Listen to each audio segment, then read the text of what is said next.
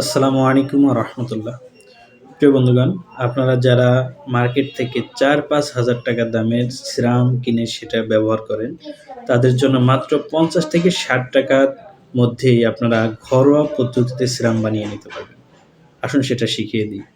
আপনারা ১ম এ মাঝারি সাইজের একটি আলু নেবেন, সেটা কুচি, কুচি করে কেটে ব্লেন্ড করে নিবেন এবং ওইটা থেকে যে রসটা বের হবে, ওই রসটা থেকে ২ চা চামচ রস নিবেন।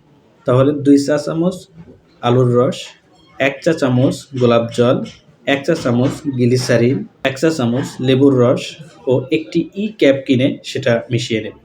এই যে মিশানো যে মিশ্রণটা তৈরি হলো, এটা চমৎকার একটি সিরাম তৈরি হলো। ৪-৫ হাজার টাকা দিয়ে যে সিরামটা কিনেন, ওইটার থেকে হাজার গুণে ভালো একটি সিরাম তৈরি হলো। আপনাদের যাদের মুখে কালো দাগ, মেস্তার দাগ, বিভিন্ন রকম দাগ রয়েছে, দেখবেন যে কয়েকদিন ব্যবহারের ফলেই ভালো একটা চমকপ্রদ ফলাফল আপনারা পাবেন। ইনশাআল্লাহ।